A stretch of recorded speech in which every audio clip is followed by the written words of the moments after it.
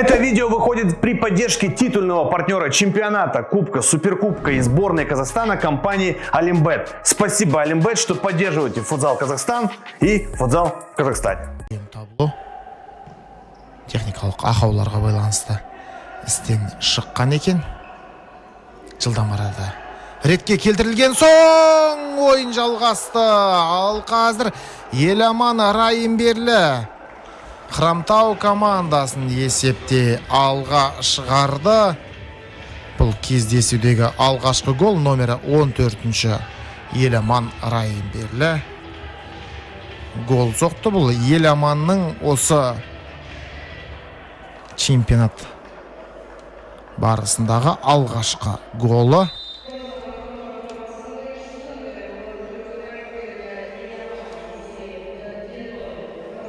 Бақтияр Жаманқұлов мүлде допқа үлгере алған жоқ бұл тұста.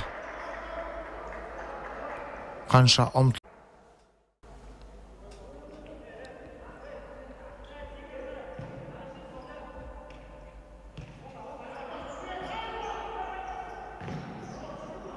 Ал енді қақпа бос. Ақжол Хамза, есеп 0-2. Тәуекелге бел болған Тараз Омега ойыншыларын міне осылайша жазалап отыр десек болатын шығар.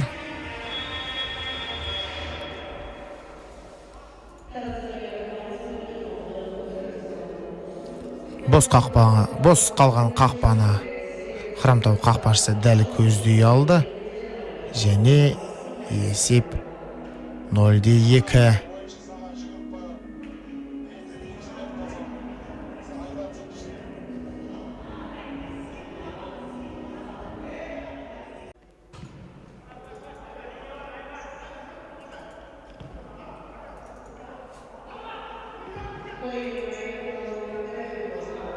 Ал қазір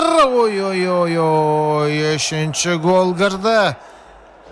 Әлім Абатай 11-ші нөмірмен өнер көрсететін ойыншы қарсыласынан серпілген допты қақпаға дәл бағыттап отыр. Бұл Әлімнің осы чемпионаттағы екінші голы. Абылай Сағидановтың да пасын айта кету керек.